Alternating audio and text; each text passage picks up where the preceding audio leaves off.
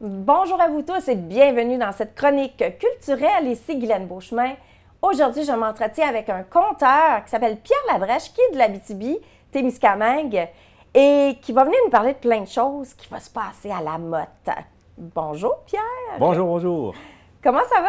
Ça va très bien en cette belle matinée ensoleillée. Oui, ça fait du bien en février, le soleil est plus chaud, alors c'est agréable. Les oiseaux étaient au rendez-vous chez nous tantôt. Ah oui, hein? Ah, ça c'est merveilleux. Ouais. Et en parlant d'oiseaux, ben les oiseaux chantent. Il va se passer de la chanson, il va se passer du spectacle dans les prochains jours à la Motte. Oui, le 18 février, en fait, on a un spectacle des Copains d'abord chantent Charles Aznavour. Donc, on est une bande d'amis qui, à chaque année, s'intéresse à un artiste ou une artiste de la chanson. Et puis, on interprète ce répertoire-là sur scène une fois par année. Okay. Cette année, on a choisi Charles Aznavour. Pourquoi exactement vous avez choisi Charles Aznavour? Qu'est-ce qui vous a inspiré de lui? Bien, il y a plein de choses inspirantes d'Aznavour. C'est sûr qu'au fil du temps, on a fait Brassens, on a fait Gilles Vigneault, Félix Leclerc, Édith Piaf, Jacques Brel. Et puis cette année, bon, mais Aznavour, ça s'est presque imposé parce qu'il y a un répertoire qui est magnifique. Il y a une vie qui est inspirante. Il y a une vie, c'est 85 ans de carrière, Charles Aznavour. Donc, tout cet ensemble de choses-là a fait qu'on a décidé de chanter son répertoire à lui. Là, les Copains d'abord, c'est combien d'artistes sur scène? On est 13. Actuellement, on est 13. Comme je dis, on est une bande d'amis. Ça a commencé tranquillement. Et puis, on est du monde de la Motte. Okay. Mais on a des amis d'Amos, de Rivière-Éva, de Saint-Mathieu, de Rouyn-Noranda. Et puis, on se réunit plusieurs fois pendant l'année pour préparer ce spectacle-là. Donc, les Copains d'abord, on s'est inspiré de la chanson de Georges Brassens qui s'appelle Les Copains d'abord la première année parce qu'on a chanté Brassens. Après, on est resté Les Copains d'abord, même si on a changé de chanteur. Mais parce que vous êtes aussi des copains. Ben voilà. Dans la vie, ça fait du sens. Dans la vie, c'est ça. On prend grand plaisir à se retrouver pour préparer ce spectacle-là. C'est toujours un moment spécial quand on décide qui est-ce qu'on va chanter l'année prochaine. Puis après ça, bien, on se rencontre. Puis moi, j'aimerais chanter celle-ci, puis celle-là, puis celle-là. Puis puis on les interprète à notre façon. Il y a toujours une récidive, là, parce que quand on fait du spectacle, pour avoir été sur scène aussi, bien, on se laisse prendre par l'énergie des gens qui nous l'envoient, là. Puis ça, ce partage-là est exceptionnel, hein? Fait que j'imagine qu'après, vous êtes tellement assoiffés de vouloir recommencer. C'est pour ça que ça continue et que ça perpétue, là, les Copains d'abord. Bien oui, c'est sûr c'est sûr, la réaction de la salle est toujours magnifique. Puis à la Motte, dans notre centre communautaire, on a j'allais dire le privilège que les gens écoutent. Ils viennent là pour écouter les chansons, ils viennent là pour nous voir sur scène, oui, avoir du plaisir. Moi, des fois, souvent, je vais dire qu'on ne se prend pas au sérieux, mais on fait les choses sérieusement. On a beaucoup de plaisir à faire nos chansons. C'est communicatif, puis les gens nous le rendent bien. L'énergie de la salle, elle est là, elle est palpable à chaque fois. Effectivement, c'est toujours ça. C'est un spectacle de combien d'heures? C'est quoi la durée? Ben, c'est à peu près une heure et demie de chanson. Une heure et demie de chanson avec plus un peu d'animation, parce que c'est moi qui anime le spectacle. Oui, c'est ça. Et en plus, tu vas raconter des anecdotes également au travers du spectacle. Oui, bien c'est ça. Ça fait partie de l'animation du spectacle. Donc, je fais partie de la troupe. Je chante aussi. Ah, tu chantes aussi? Ah, ben, tu vois, je ne savais pas. Non, je chante aussi. Et puis, bien, il y a toujours des changements bon, il faut placer un micro, il y a des gens qui sortent puis qui entrent sur scène. Fait que moi, j'ai pris l'habitude, pendant ces moments-là, de continuer à placoter, de raconter aux gens la vie, soit la vie du chanteur ou de la chanteuse, soit la vie de la chanson. Des fois, il y a des chansons qui sont des moments plus particuliers. Donc, raconter d'où est-ce que cette chanson-là est partie, pourquoi Charles Aznavour chante cette chanson-là, puis pourquoi elle a eu cette chanson-là une importance plus grande que certaines autres dans sa vie. C'est des petites anecdotes comme ça que j'essaie de raconter. Fait que j'imagine que le spectacle, c'est un peu comme une comédie musicale, un peu, Non, au travers? non, c'est pas une Non? comédie musicale. On fait les parties, on fait les chansons, et puis entre les chansons, ben moi je placote un petit peu là. OK. Est-ce que c'est des chansons en chorale ou chacun interprète une chanson parmi d'autres? Un petit peu de tout. Un petit peu de tout. On fait un petit peu de tout. À chaque année, on a cette année, par exemple, je pense au spectacle de cette année, il y en a qui vont faire en solo, guitare-voix ou piano-voix. Il y en a qui vont, des fois, on se retrouve en duo, en trio. Et puis, pour certaines chansons, bien, on est tous et toutes sur scène en même temps. Donc, ça varie vraiment là, d'une chanson à l'autre. Puis, comme je le disais tantôt, quand on se réunit les premières fois pour commencer à préparer le spectacle, c'est là où quelqu'un va dire, ben moi, là-dessus, je jouerais de l'accordéon. OK. Puis, ça tente. Oui, l'accordéon, ça serait bien avec. Fait qu'on monte les chansons comme ça. Donc, il y a des musiciens, tout le monde a vraiment là, un grand répertoire là, où sont des musiciens, sont des chanteurs, sont des chanteurs comme toi. Des artistes vraiment très divers. Comment je pourrais dire ça? Ils sont diversifiés dans ce qu'ils font en tant qu'artistes. Oui, c'est ça. Puis on a. Bon, moi, je vais gratouiller la guitare, mais pas dans ce spectacle-là, mais moi, je joue l'harmonica des fois dans certaines chansons, mais on a des très, très bons musiciens avec nous. On a des très, très bons chanteurs, chanteuses. On a 2 très, très bonnes chanteuses qui font partie de notre troupe. Ouais. Et puis... il y en a quand même 13. On ne les nommera pas aujourd'hui parce que ça serait long. Et peut-être que, tu sais, des fois, la mémoire fait faux bon. Alors, les gens, ben, ils pourront aller découvrir. J'imagine qu'il y a un site Internet pour voir les copains d'abord. Oui, il y a un site Internet. En fait, le site Internet, c'est celui de la Pariole. Ah, OK. La Pariole, c'est un organisme de production culturelle en ruralité. OK. Qui existe là, depuis des années. C'est la Pariole, en fait, qui produit le spectacle des copains d'abord. D'accord. Et quand tu me dis ils produisent en ruralité, c'est parce qu'ils ne produisent pas seulement qu'à la mode. Bien, en fait, on fait nos spectacles pas mal seulement à la motte. Okay. Mais on va accueillir, quand on dit qu'on fait des productions culturelles en ruralité, c'est qu'on va accueillir d'autres projets aussi. Où c'est arrivé qu'on favorise le déplacement de certains projets ailleurs sur le territoire en ruralité. Mais une des choses qu'on aime dire, c'est qu'on prend plaisir à faire venir les gens des villes dans notre collectivité rurale. Ça amène du tourisme. Ça amène... c'est en quelque sorte, là. Je ne sais pas si on peut parler de tourisme, mais en tout cas, ça amène les gens à venir, en campagne pour voir qu'il se passe des choses. On a une programmation qui est variée, qui est dynamique. Je pense qu'à la motte, on a cette espèce d'aura culturelle-là parce qu'on fait des choses depuis 25 ans facilement. Bien oui. Bien justement, avant l'entrevue, je te parlais que mon frère, quand je suis arrivée en Abitibi l'année dernière, il me disait « Ah, il se passe plein d'activités à la motte. C'est sûr qu'avec le COVID, on ne sait pas. Oui. » Mais déjà, les gens le savent. C'est très reconnu, la motte, pour être dans un milieu artistique, là, qui se passe beaucoup d'activités, tant artisanales qu'artistes qui se produisent sur scène. C'est intéressant de ce côté-là. Tout à fait. On a des spectacles, là, en général, on en fait au moins 3 par année. Des spectacles où plusieurs personnes se retrouvent sur scène.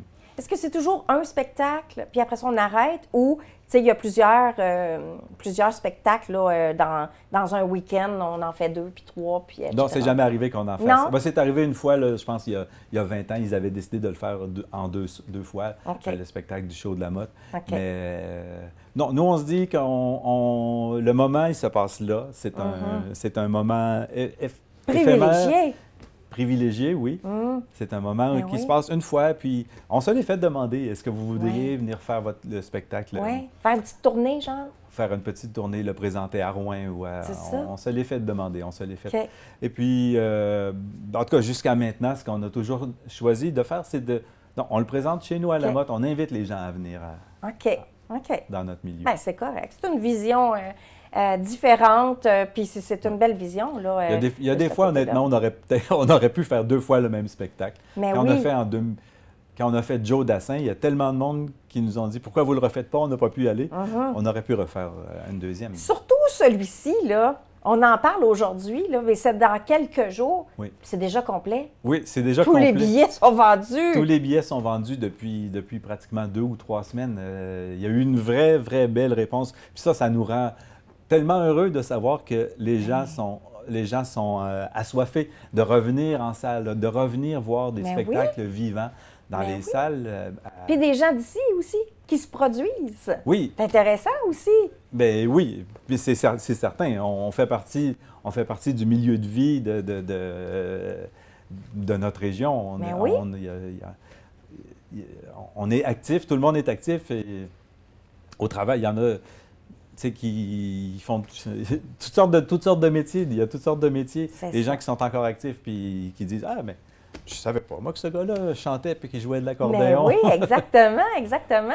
Et c'est pour ça que je demandais, parce que là, c'est déjà complet. Les gens, là, vous ne pouvez pas aller en acheter, là. Il n'y en a plus. Plus de billets. Alors, ça serait peut-être intéressant d'avoir un deuxième pour les autres qui n'ont pas pu acheter des billets. C'est dans ce sens-là que je voyais les choses, parce que ça semble être très populaire. La difficulté étant que, bon, on est 13, on est géographiquement un petit peu partout en Abitibi. Comme je dis, on est tous des gens très actifs. Fait que de reprogrammer, ça devient difficile. Exact. Surtout qu'on a déjà plein d'idées d'avance. Puis là, on n'a pas encore chanté Aznavour, puis qu'on a déjà commencé à dire l'année prochaine. Puis là, on sait que ça me magouille. Là. Il y en a qui ont... Mais c'est ça, des créateurs, hein? Oui. Des artistes, des créateurs. C'est tout le temps une ébullition d'idées, là. Puis t'en fais un, puis t'es comme, ah, l'autre, on pourrait l'en faire, là. C'est ça qui est le fun de ce côté-là. Si on revient un petit peu à Charles Aznavour, on peut s'attendre à quoi comme spectacle, comme chanson? Est-ce qu'on parle de choses qu'on connaît ou on s'en va dans l'inconnu aussi? Un peu des deux. En fait, Charles Aznavour, en partant, c'est le champion des chansons, pas le champion, mais le roi des chanteurs d'amour. Charles Aznavour, il y a des chansons d'amour qui sont magnifiques. Charles Aznavour chantait l'amour du quotidien, la vie de tous les jours. Fait qu'il y en a de ces chansons-là dans notre spectacle. Il y a des chansons qui parlent de sa vie à lui, il y a des chansons qui parlent... Et puis, il y a des grands succès de Charles Aznavour. C'est sûr qu'on ne boude pas notre plaisir, puis on les fait. Même si on essaie de trouver des chansons moins connues, entre autres dans les premiers... Charles Aznavour, c'est 1946 qui a commencé à chanter sur scène, à faire des chansons en 1948. Fait que, retrouver des chansons autour des années 50, retrouver des magnifiques chansons, on va en faire quelques-unes. Mais à partir des années 60, c'est presque une machine à succès, Charles Aznavour. Oui, c'est ça, exactement. Tout le monde le connaît de toute façon, là, Charles Aznavour. Et je pense que tout le monde l'aime. Mais je pense que oui, tout le monde l'aime. Puis il rejoint plusieurs générations aussi. Des grands succès. On a juste à penser à La Bohème, on a juste à penser à Emmenez-moi, Je me voyais déjà, Les Comédiens, Formidables. C'est toutes des... Mais c'est un crooner, hein? Oui. C'est un crooner français. Oui. On n'est pas habitué d'entendre le côté francophone on va les appeler les crooners, parce que j'ai juste le terme... en anglais. Chanteur de charme, peut-être. Chanteur de charme. Bon, mais on les voit plus anglophones, les chanteurs de charme, hein? Tout à fait. Puis je sais que Charles Aznavour a été pas influencé, mais inspiré par Frank Sinatra, par exemple. Aznavour, il avait sa carrière en France, mais il a commencé rapidement à venir en Amérique. Chanter avec les grands en Amérique, je pense. Chanter avec les grands, mais aussi présenter son répertoire. D'ailleurs, Charles Aznavour, il a commencé, le début de sa carrière, c'est au Québec qu'il l'a fait. Non. Oui, Charles Aznavour, il avait commencé à chanter un petit peu en France, puis c'est Édith Piaf qui l'a invité à venir en Amérique. D'abord à New York, puis ensuite Édith Piaf qui a amené Aznavour avec son complice de l'époque, qui s'appelait Pierre Roche. Ils avaient un duo, et puis c'est en Amérique, ils ont passé 2 années complètes à Montréal, à la fin des années 40. Ah oui, à la fin des années... Hey, ça fait longtemps, ça! Oui, à la fin des années 40, c'est là que sa carrière a vraiment débuté à Aznavour. Après ça, il est revenu en France. J'imagine qu'il était dans les cabarets à Montréal à cette époque-là, tu sais. Oui, dans les cabarets qui faisait, sont très connus, avec un gars comme Jacques Normand, que les plus vieux ont vu, mais Jacques Normand qui a beaucoup aidé Aznavour à ses débuts quand il est arrivé à Montréal. Fait que tout le début de sa carrière s'est fait là. Après ça, il est revenu en France, puis il a galéré à peu près pendant une dizaine d'années. C'est au début des années 60 que là, ça a fait pouf. Il a boomé là, à ce moment-là. Là, ça a fait pouf, et puis il a toujours continué, toujours après. Très, très actif. Un bourreau de travail, Charles Aznavour. Il travaillait toujours, il écrivait, il composait. Un créateur, hein? Oui, tout à fait. On ne compte pas nos heures quand on crée, hein? On est inspiré, là, puis plein d'idées qui bousculent, qui se bousculent parmi tant d'autres, là. Oui. Mais ça serait... Est-ce que dans les copains d'abord, c'est tout âge, les artistes, ou on a vraiment... Finalement, on commence à avoir un bel éventail. Oui? Un bel éventail. Okay. Au début, on était peut-être un petit peu plus âgés, mais graduellement, il y a, si je ne me trompe pas, le plus jeune dans notre troupe, il a 32 ans. OK. Parce que c'est ça que je me posais comme question, parce qu'on en voit là, dans des émissions de télé, les jeunes, 20 ans, en bas de 20 ans, qui commencent qui s'intéressent à ces chanteurs de charme-là. Puis que là, ils ont leur habit, leur cravate. C'est tellement beau à voir, là, tu sais, que les jeunes d'aujourd'hui s'intéressent encore à ce qui vient de très, très loin dans le temps, là. Ben, on n'a pas des aussi jeunes que 20 ans là, dans notre... Non, mais ça peut peut-être venir, là. Ah, ben, peut-être, puis... on ne sait jamais. Peut-être, mais c'est ça. Il me semble que le plus jeune, il a 32, puis le plus âgé, il a 78. Oui! Wow! Alors, c'est extraordinaire. Puis avec un éventail. Mais c'est ça, c'est vraiment diversifié. Ça va être un spectacle femmes, dynamique. À peu près moitié-moitié des hommes et des femmes. Ben, c'est merveilleux. C'est merveilleux. Donc ça, là, ça se fait le 18 février, 19h30. Je le dis, mais cependant, on ne peut pas y aller. Il y aura sûrement, des extraits du spectacle qui vont être mis sur la page Facebook de La Pariole dans les semaines qui vont venir. Bien, espérons. Oui. Bien, merci beaucoup. C'était tellement intéressant. J'aurais pu continuer avec toi des heures à me raconter des histoires. On se reprendra sur les autres projets. Oui, certainement, parce que là, il y en a des nouveaux là, qui s'en viennent aussi. Ah oui, là. oui, il y a d'autres projets. Rapidement, on peut parler de quoi comme projet on peut parler le 25 mars d'un spectacle de Kora, un instrument de musique africain, qui va être un spectacle gratuit au Centre communautaire de la Motte le 25 mars.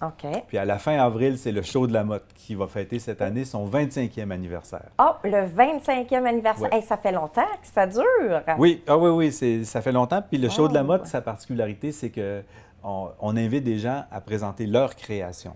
On n'est pas dans le même... on n'est pas dans l'interprétation d'un chanteur ou d'une chanteuse.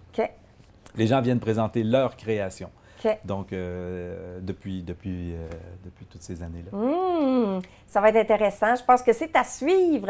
Merci beaucoup, Pierre. Merci infiniment de la belle invitation. Bien, ça me fait un grand plaisir de te connaître et d'en apprendre beaucoup plus sur les copains d'abord. Alors, comme je vous l'ai dit, ben le spectacle, il est complet. Alors, on ne peut pas y assister, mais vous pourrez voir probablement des extraits, comme Pierre l'a dit, sur le Facebook de La Pariole. Et nous, ça s'arrête là, comme chronique culturelle. Alors, toujours des beaux sujets. Et puis, on va se revoir, c'est sûr, une prochaine. Ciao tout le monde!